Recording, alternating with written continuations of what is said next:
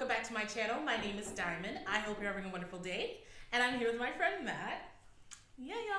If you listen to the podcast, Matt is my co-host who has the cringiest and craziest stories. So I am going to supply him with my cringe. So for those of you who are new to the channel, hi, thanks for subscribing. Most of my videos on my channel is screenshots of conversations or attempted conversations people have or, wanted to have with me. So Matt knows how cringy these get because he's usually the first one to hear about them. But I'm going to let Matt react to some of the messages I've received on Tinder and POF. So, Matt, you have the honor of reading all of these out loud. Ooh, fantastic. I love that.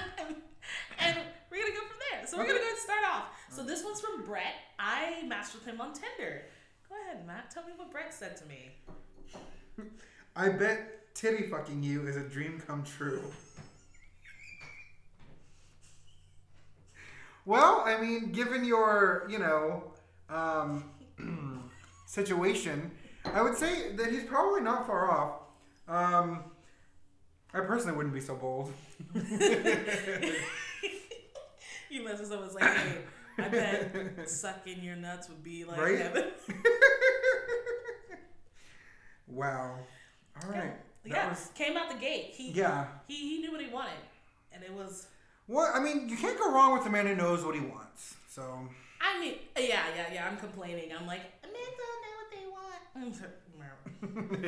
Whatever. Okay, so this next one is from POF. Do you want to read what he said to me? Okay. His name's Raheem or something like that. Ralim456 says, looking for a loyal female money-making partner that's interested in making car and apartment money. Have you ever danced inside of a club setting or ever escorted for upscale clients before? If interested, here's my contact number. So he sounds like a pimp. It sounds like a pimp. He sounds like a pimp looking for more working women. And when I first saw that, I sent it to one of my friends. I was like, this just screams sex trafficking. It just screams like, call me and... He's 25. I mean, like, how are you 25 and a pimp? I mean, I'm 25. I have a master's degree. It's called ambition, Matt. No, you're right, though. I mean, but okay, like, I don't know much about New York, but I imagine that Long Island is probably, isn't Long Island, like, mostly, like, upscale?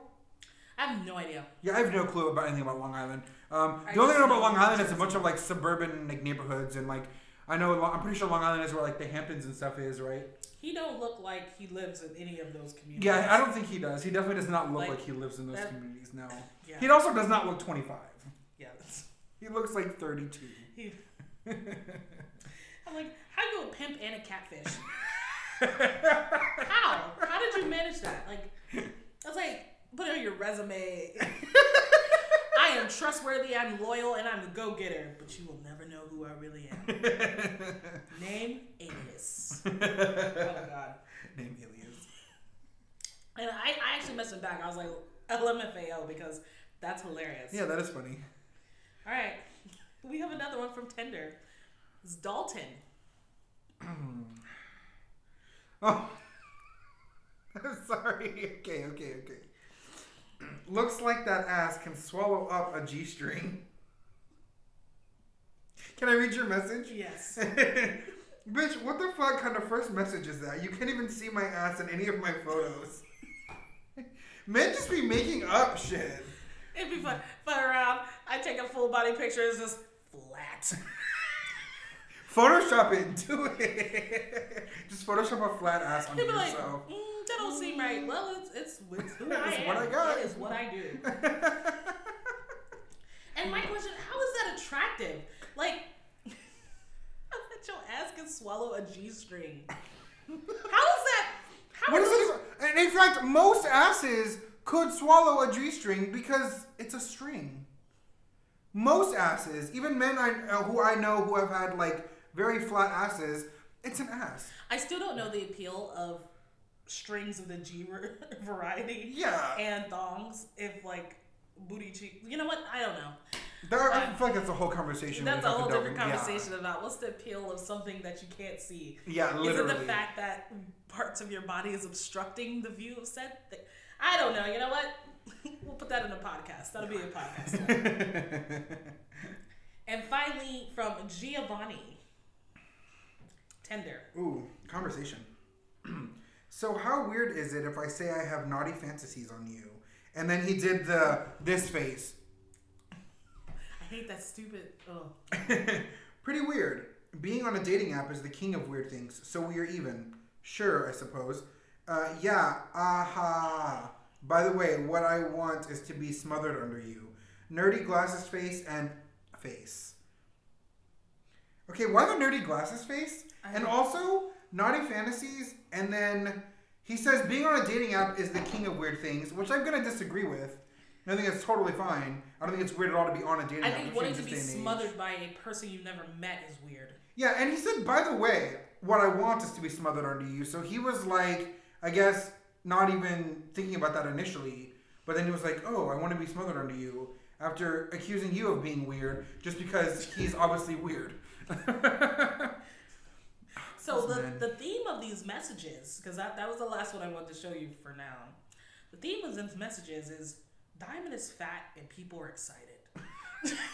I mean, it could be worse. You know, they could like not be excited, I guess. Or they could be like, I fucking hate you. Like, you should kill yourself, which, you know. I mean, yeah. Yeah. I'm sure there's people out there, but luckily you're not interacting with them, so. Honestly, it's the ones that come out the gate with, like, kill me and sit on my face, and I bet your ass can swallow various objects with slender volume. I'm like, just try swallow up a G-string. Like, I just don't understand. Oh my gosh. Okay, yes. There you go. I actually have a treat for y'all right after this video. There'll be like another video, like you won't even have to do anything. Matt and I got lit yesterday, and we discussed a very interesting topic. So I'm gonna give you a snippet of that, and hopefully that makes you want to go listen to the podcast in its entirety because it's hilarious and it's fun. So you're gonna go ahead and transition to that now-ish. Bye. Did you do that? Matt, did you do that? I did that during, yeah. Matt. Why? I did do that. So I googled fat fetishism real fast. Like I have seen My 600-Pound Life, and I believe one of the cases on that show was a feeder type situation. Smaller white man and like a really large girl, and he was like she was like, oh, I eat. Like she had like almost no remorse of her eating. And he was basically just like, yeah, I want her bigger. The bigger, the better. Like, and he was too open about it. And I was like, I've seen quite a few of those online and like on reality TV shows where it's a significantly smaller person who's insisting a bigger person get bigger. Yeah, and I'm just like, I don't know. We'll get into my comprehension of that later on. But basically, he was like, like it was that situation, and so I have seen that. I do have that idea of it. And I did look up, fat fetishism, to get like a more particular definition of it. So I'm aware of that aspect of it. I also had an eating disorder at one point. Yeah, which we can obviously get into later. So I don't think it's an eating disorder so much as it is like a fetish. I guess that's going to be my main sort of topic. Is for me personally, I don't think it's as much of an eating disorder as it is a fetish, only because like I think the only reason why I would challenge you on that, I think any relationship with food that is unhealthy is a disorder. And consuming copious amounts of food simply to make yourself bigger, not to fuel yourself, not because you're hungry, but simply to get bigger, I think does constitute it as a disorder. And yes, it can be a fetish, because a fetish by definition is anything that's sexualized that typically would not be sexualized. Making someone bigger or becoming bigger is definitely a fetish, but I do see it as a disorder. It's a very unhealthy relationship with food. I can see that. Well, now, whenever we talk about relationships with food, and you actually just mentioned this, that one of your friends has a like he changed his entire relationship with food or whatever, Yes. and how it's like his food is only like basically like the base need, like a base need. Yes. Yeah. So the way he described it, he's a vegetarian or vegan. He's one of those. He explained to me that he changed his relationship with food by, instead of seeing food as something you enjoy, like he does enjoy stuff. He loves vegan ice cream and he loves stuff like that. But he said, instead of eating purely because I want something that tastes a certain way or I have a craving for something, I eat to fuel my body. So his diet consisted of pretty much like raw food, veggies, like he did all his macros, so he made sure he got enough fiber and all that awesome stuff. And he only did it to the bare minimum of food. So it was lots of spinach, lots of nuts, lots of like whole foods. And he's like, I eat that. I don't dress it up. I don't do the salt and pepper and stuff. I don't care because I'm only eating it so it can fuel my body. And he said it took a long time for him to actually get to that point because I don't think anyone can flip the way that they see food overnight. Yeah, and so that brings me around to my question I was going to pose to you is, when, you know, given the fact that there are people obviously who can change their relationship with food and how they view food in terms of something to be enjoyed or something to be, you know, just used as what its intended purpose was. Sorry, my stutter crept back up on me there. I think it's important to, oh shit. I knew this was going to happen. No, it's still right there. The question I was going to ask you was about, yes, enjoyment of food.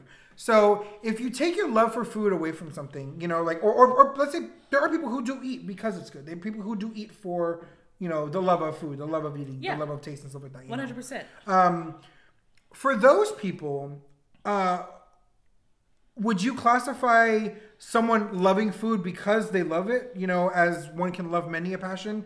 Would you classify that as a disorder if they binged because of like a positive thing? Yes, it's still a disorder. It's still a disorder. It's still an unhealthy relationship with it. It's kind of like exercising.